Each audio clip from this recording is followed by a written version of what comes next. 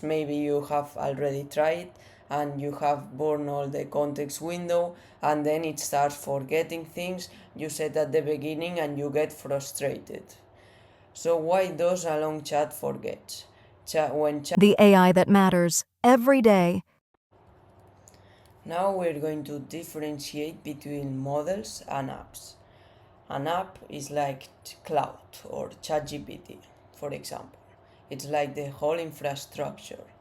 Then the model is like inside Cloud we have Fable 5, Sonnet 5, Opus 5, Haiku 4.5, or inside ChatGPT we have the ChatGPT 5.6 Sol, 5.6 Terra, 5.6 Luna. These are the models, and then the app is like the whole Cloud. Cloud doesn't change, but they keep releasing new models, like now the Fable 5 or the ChatGPT 5.6. So to make it clear, a model is like a brain, a rat-trained brain. If we put the example of a car, it's like the engine with how it goes. It needs the engine to work the car. It just you give it text in and it gives you text out, and this is how everything works. Then the app is like how you wrap the whole engine like the car, and it has the chat, the window, the login, the memory, the files, the conversations, the projects, everything you can do inside Cloud or ChatGPT or any app.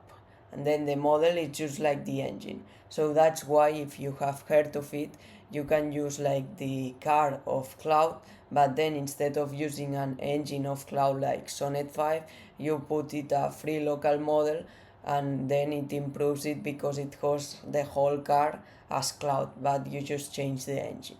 But we'll talk about it later this. Just bear in mind like app, bear in the mind that it's Cloud, ChatGPT, and model are like Sonnet 5, ChatGPT 5.6. Now the difference between tokens, models, and context window. Tokens are just what I said earlier, what are chunks of data that the AI, the large language models, use to process, generate responses and everything. It's like if we put an example like with money that you can have physical or now pay with a credit card. So tokens is just like the Bitcoin. It's like a different thing. So in English it's more or less 100 words equals 75 tokens, but it varies. It may be just a whole word, then it's just a dot. So it's what AI uses to generate, produce, to read through text and everything. It's like their language model usage. Then the window, we have like the memory, what AI remembers about you, what for example Cloud remembers about you, what you have told it in that conversation in that same window. It has the memory, and when you have filled it up, it's just like what it appears the context that you have left. So when it's empty, you can have all this memory, but then when you have been using it a lot and it's full, then it won't remember stuff from the beginning, and that's where you have to come back or start a new chat. Then there are the instructions that when you create projects or just in a chat, you tell it what the instructions that you want it to follow.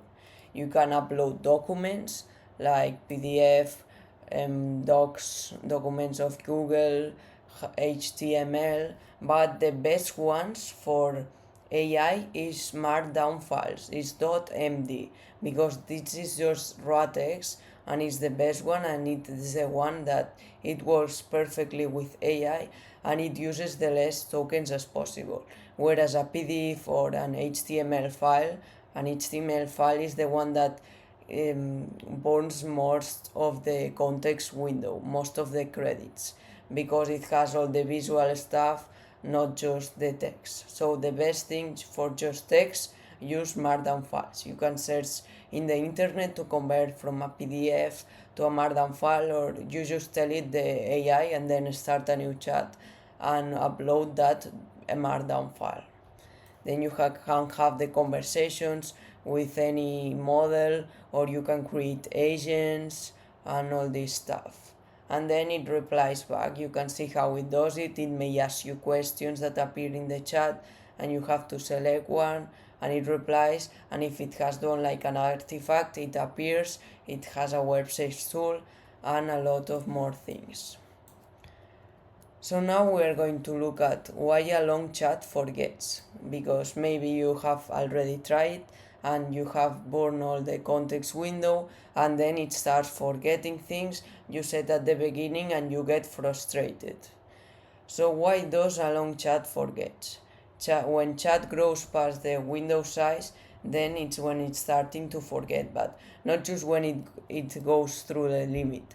Just when it's like 40% left, it even starts forgetting things. So you have to bear in mind that when you hit like 40% left, then you have to either compact or then send it to give you a resume of what it has done and what it has to do. So you start a new fresh chat, or compact that it what happens is it compacts the whole conversation, and then it gives like the prompt that the other way, like it has like a prompt that when you send it another chat and it has this all the conversation summarized, so you have context a window again. It's like fresh. It just burns like a few tokens and that's it. It compacts everything into a small like prompt for him. It does it, you just have to put /compact and that's it. Another reason is that older stores drop off the edge. What it means that the oldest facts that you gave them at the beginning of the conversation is what it starts to forget, is the first thing it starts to forget. Then when it happens that the models can't see those stats or facts anymore, then it's correct. That's why it forgets, because if it doesn't have it, if you have compact and it doesn't appear, or if you have started a new chat, that it doesn't have all that facts that it had at the beginning of the conversation. And you fix it by just telling it again the details, but that's just a way that it takes a lot of time, because you have to re-explain yourself, and even more if you have to change between model.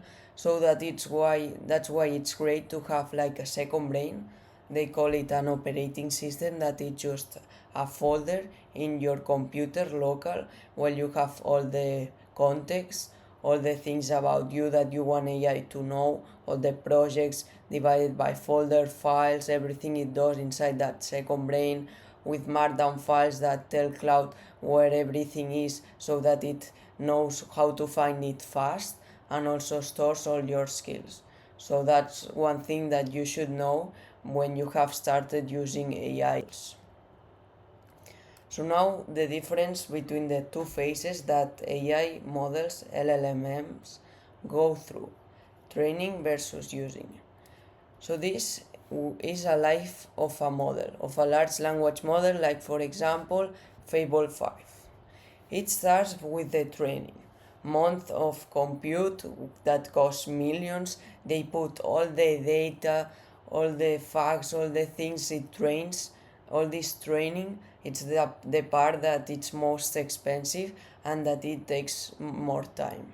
So this is the biggest part. It costs millions to generate and train with all the data, so that when you use it, it knows, you can ask it to do anything. And we have these so intelligent models like Fable 5, ChatGPT 5.6, Sol, and these kind of models.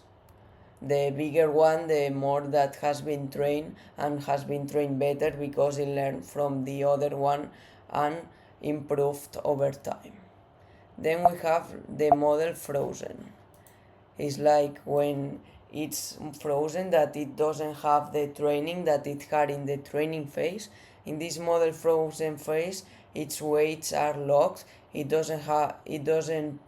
don't put more data to training, and it doesn't update. It just froze, like the name model frozen. It just froze like right there, and then it becomes the inference.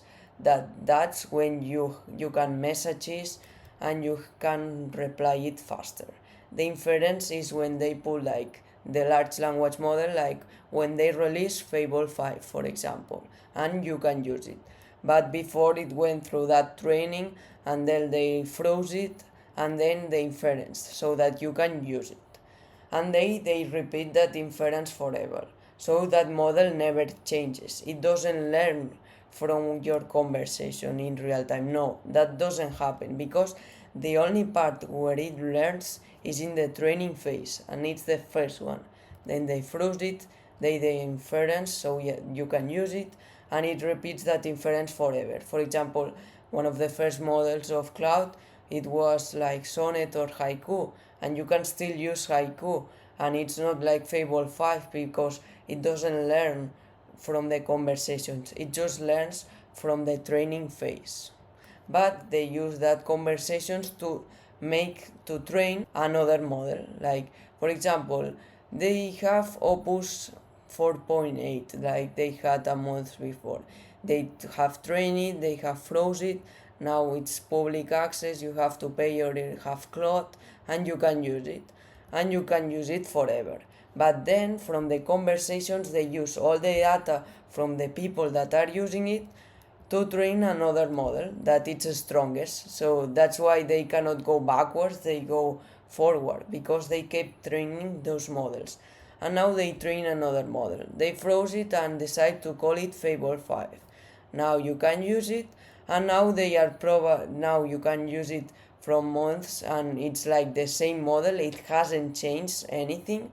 But then we might, now with all the data, with these months or months that we have had Fable 5 and hundreds millions of people using Fable 5, they have all this extraordinary data to put it in the training phase. So now they train a model, they froze it, and they might call it, for example, Fable 5.2, so that it's better, because every time every new model they release is better from the other one. And now you can have public, and then they will probably train it for maybe Fable 6, that it's even much bigger the gap between Fable 5. And that's how they keep releasing new models. And as you may see, all these companies keep releasing every week, every month. We have been with a ton of models.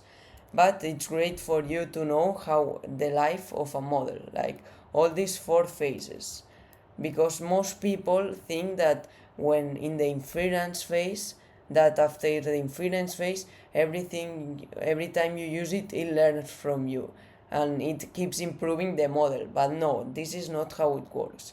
It doesn't keep improving, it's the same exact model it was a month ago. It's just that it uses this data to train for another model. For example, now we have Opus 5, so from Opus 4.8 we have gone to Opus 5. And maybe we will see a new Fable 5 model, like 5.2. Or maybe they release a new one that maybe they name it Mar, and they call it Mar 2. Or change, if the gap is bigger, then they change the name. If the gap is not too different from the initial model, they then just change the number. So talking to the model, as I said, does not teach us. As we can see in this Cloud, he is sad because it doesn't learn from it, but then from this it can create another one that it learns. Now the most important 2 parts is the training and the inference. Training, it only happens once, at the beginning, the first phase. It's slow, and as we said, it costs millions. It is the most expensive phase and the most longer. And it adjusts billions of ways just to then frozen it and release it to the public. That is the inference phase, that every use, you can use it every day, every single moment, anyone can use it, is fast and cheap, you just have to pay for a subscription, or if it's a free model, then you can use it. But the important thing that you have to remember is that it teaches the model nothing, as we talked about it earlier, and I hope that you keep that in mind, because that is the number one mistake people make. Then we have the knowledge cutoff, that it's like a vocabulary inside of AI. That's how I build, one person and every AI in public, the AI that matters every day.